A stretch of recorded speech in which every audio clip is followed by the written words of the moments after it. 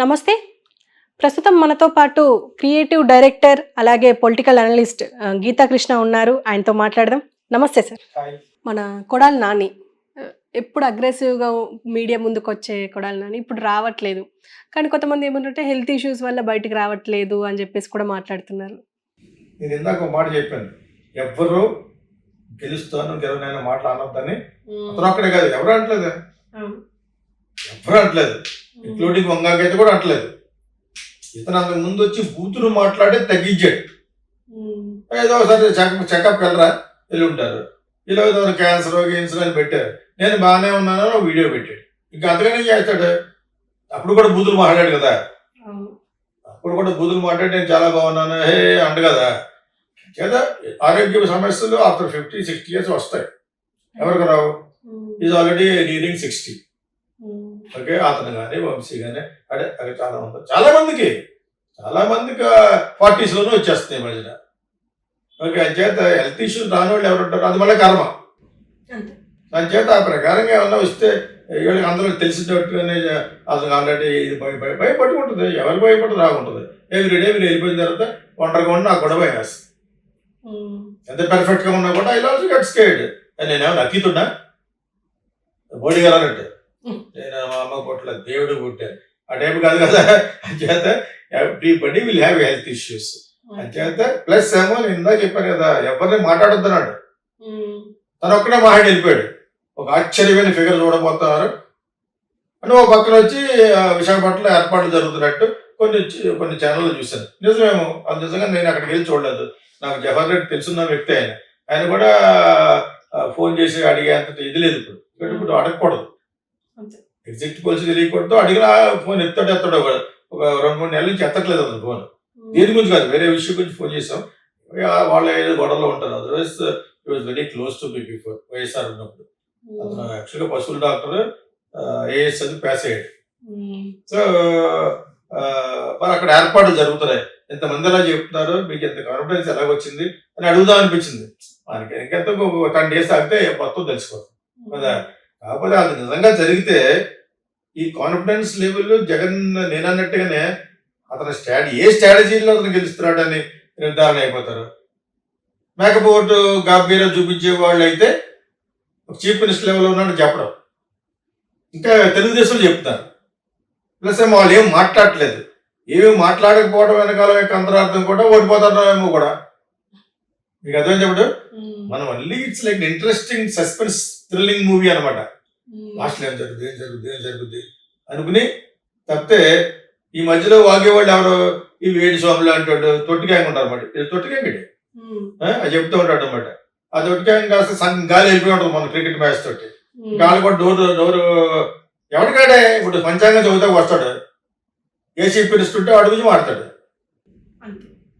Black కొట్టాలండి పంచాంగం చదివి చెత్తగాళ్ళు. వాడికి నిజంగా తెలిస్తే పర్లేదు. సర్వైవల్ ఏంటి కాకుండా బట్ సర్వైవల్ అంటే ఫిట్టెస్ట్ అంటారు ఇంగ్లీష్లో. దాన్ని సర్వైవ్ అవ్వాలి అక్కడ. మన సంఘంలో సర్వైవ్ అవ్వాలంటే చంద్రబాబు నాయుడు పిలిస్తే జగన్ గురించి బాగా మాట్లాడు కదా. డైరెక్ట్ దిగి చొక్కా అయిపోతాడు, వెళ్ళి చొక్కా ఉండదు వాడికి చెప్తున్నారు. మీకు అదే సో ఇది జస్ట్ లైక్ నటన. అందరూ నటులే, అంతా ఆల్ ఆస్కార్ నటులు. ఇది వచ్చిన తర్వాత సోషల్ మీడియా వచ్చిన తర్వాత ఇంకా బిగినింగ్ నుంచి లాస్ట్ వరకు నటించడమే.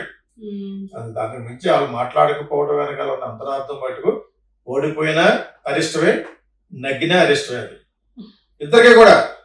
అటువంటి సందర్భంలో వెళ్ళిపోతూ ఫారిన్ కంట్రీ చాలా అథెంటిక్ గా జగన్ ఎలా మాట్లాడగలిగాడు, మనకి సర్ప్రైజింగ్ పేరు వస్తుంది. VR farming government. అది బిలియన్ డాలర్స్ క్వశ్చన్.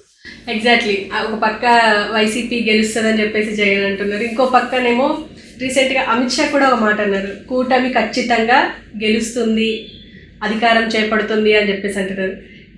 దీనంతటికి ఇంత ఇంట్రెస్టింగ్ ఉన్న ఏవీ పాలిటిక్స్ మీదకి ఇంకొక న్యూస్ ఏంటంటే, ట్రావెల్స్ బాగా కాస్ట్ పెంచేసాయి, టికెట్ ధరలు పెంచేసాయి. ఈ 4th ఎలాగో రిజల్ట్స్ వస్తున్నాయి కాబట్టి చాలామంది అటు ట్రావెల్ చేస్తున్నారు, హైదరాబాద్ నుంచి వైజాగ్కి. సో ఇప్పుడు చాలా కాస్ట్ పెరిగిపోయింది, దగ్గర 5-6 వేలు పెట్టి వెళ్ళాల్సిన పరిస్థితి ఉన్నది అని చెప్పేసి కూడా మాట్లాడుతున్నారు.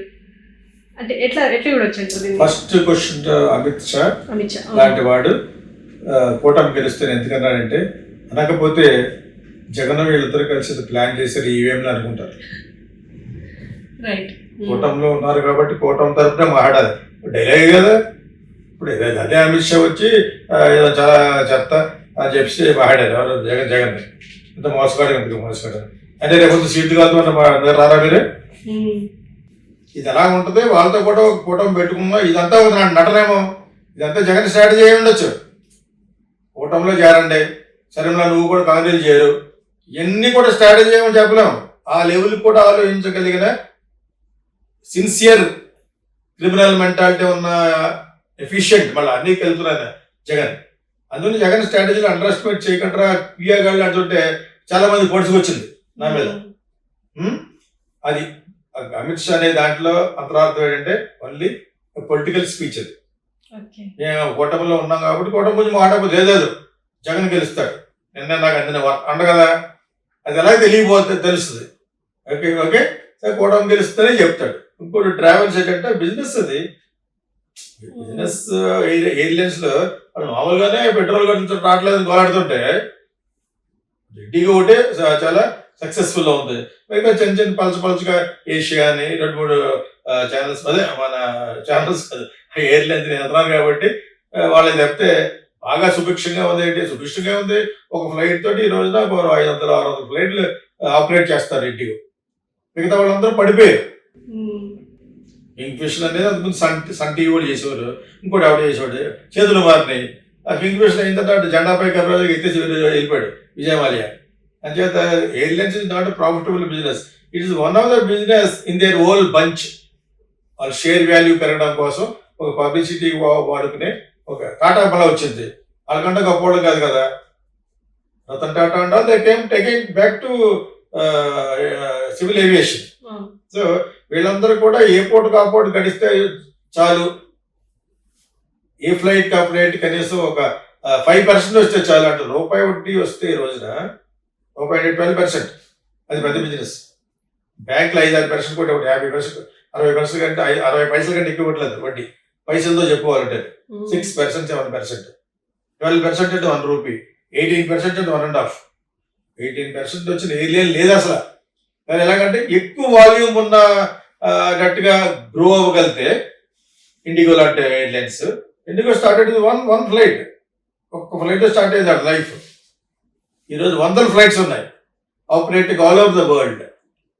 సో ఈ టైంలో కొంత సివిల్ ఏవియేషన్ ఆల్రెడీ అథెంటిక్ గా ఈ మహారాజా దాంతో వచ్చిన వాళ్ళకి మళ్ళా ఇస్తే బెటర్ అని రతన్ టాటాకు ఉన్న పేరుతోటి ఆయన ఉండగానే ఇది చేద్దామని చెప్పేసి ఆయన ఇప్పుడు ఏమి ఆయన చూసుకుంటలేదు, జస్ట్ అలా నడుము కూడా వంగిపోయింది కదా. ప్లస్ ఆయనకున్న పేరు ఇమేజ్ డిఫరెంట్ ప్రపంచంలోనే, అది వాళ్ళకి మళ్ళీ ఇచ్చారు. సగం ఎయిర్లైన్స్ వాళ్ళు మళ్ళా కాకపోతే మళ్ళీ ఇండిగో లెవెల్కి రావాలని టైం పడుతుంది. ఇండికే పెరిగిపోయింది అలాగా, వాళ్ళు సమిష్టి కృషిలాగా పెంచుకుంటూ పోయారు. నెట్వర్క్ మార్కెటింగ్ ఉంటుంది కదా, ఆ విధంగా పెరుగుకుంటూ చిన్న చిన్న విలేజ్లు కానీ పెద్ద పెద్ద కంట్రీలు కానీ చిన్న చిన్న కంట్రీలు అన్నింటికి ఇస్తారు. సో వాళ్ళకి ఏ రోజు ఆ రోజు సిటీ బస్ ఉంటుంది, ఈరోజు ఎంత కలెక్షన్ ఆ టైప్ అనమాట. అంటే ఇప్పుడు దీపం ఉండగానే ఇల్లు చక్క పెట్టుకోవాలి. ఇప్పుడు అందరూ ఇక్కడి నుంచి ఊళ్ళో పెళ్ళి అయితే కుక్కలు గడవాడిలాగా మొత్తం ఇక్కడి నుంచి అక్కడి నుంచి వెళ్ళి వాళ్ళు చాలా మంది ఉంటారు. అదే టైంలో బొక్క ఇచ్చేవాడు, అదే టైంలో క్రౌడ్ నుంచి లాగా అంటాడు అమిత్ షా అనమాట. అదే విధంగా జగన్ కానివాడు, చంద్రబాబు నాయుడు గారు కానివాడు ఉంటాడు కదా. అంతే అక్కడి నుంచి ఇక్కడికి దగ్గర తిరిగేస్తూ ఉంటారు అనమాట. వాడు ఏమన్నా నువ్వు ఎప్పుడు జాయిన్ అవుతావు అంటే రిజల్ట్ అవునా ఆ ఫిల్మ్ స్కూల్లో, దానికి దీనికి సంబంధం ఉందా, ఫిల్మ్ స్కూల్లో జాయిన్ అవుతాను సరదాగా అన్నాను. మొత్తం చూస్తాడు ఇది, నేను జాయిన్ అయిపోతాను సార్. అంటే మా కాంట్రాక్ట్లు అన్నీ కొంచెం ఇది అయిపోయిపోయింది గవర్నమెంట్లో అంటే is expecting Chandrababu Naidu to come. ఇంకో స్టూడెంట్ వచ్చి ఈ నాట్ ఎక్స్పెక్టింగ్ ఆయన కూడా ఈ ఎలక్షన్ అయిపోతే వచ్చి జాయిన్ అవుతుంది సార్ ఎలక్షన్ కోర్సులో. మీకు అర్థమైనప్పుడు అంటే ప్రతి ఒక్కడికి ఇది ఒక పెద్ద మేజర్ ఈవెంట్ అయిపోయింది. ఇప్పుడు ఎక్స్పెక్ట్ ద అన్ఎక్స్పెక్టెడ్ లాగా ఒక సస్పెన్స్ ని తలపించే ఒక పెద్ద సస్పెన్స్ డ్రామా ఫిల్మ్ లాగా అనిపిస్తుంది. ఎయిర్లైన్స్, మీ సెకండ్ క్వశ్చన్, ఎయిర్లైన్స్ డబ్బులు పెంచుకోవాలంటే డెఫినెట్గా ఇది నేను నిన్న మనం మైసూరు వెళ్దామని అనుకున్నాను. ఈ ఎఫెక్ట్ అని తెలియదు నాకు. అక్కడ యాక్చువల్గా మైసూరు పక్కన హతహళ్ళి అని ఒక ఊర్లో గుడి ఉంటుంది, నేను ఇక్కడ పెట్టాను కదా, భూవరాహస్వామి టెంపుల్కి వెళ్ళమని ఎవరో చెప్పారు, వెళ్ళాను. Something has happened good for me. దాని తర్వాత ఇది అక్కడ యూట్యూబ్లో చూసి టక్కున వెళ్ళిపోయాను. నైట్ వచ్చాను, మార్నింగ్ ఫ్లైట్ బుక్ చేసి వెళ్ళిపోయాను ఒకసారి. ఇంకోసారి వెళ్ళాను అక్కడ. నాకు ప్లెజెంట్ ట్రిప్గా ఉంటుంది. మైసూర్లో 2 రోజులు ఉండొచ్చు, అక్కడక్కడ మంచి గంధం పెర్ఫ్యూమ్స్ కొనుక్కోవచ్చు అని వెళ్ళిపోతూ ఉంటాను అనమాట. ఒక దొరకాలి కానీ. సో వెళ్తుంటే ఇప్పుడు ఫ్లైట్ ఎక్కగా 7-8 ఉండేది, 12,000 15,000 అయిపోయింది. వన్ వే ఇదేలాగా అయిపోయింది అనమాట.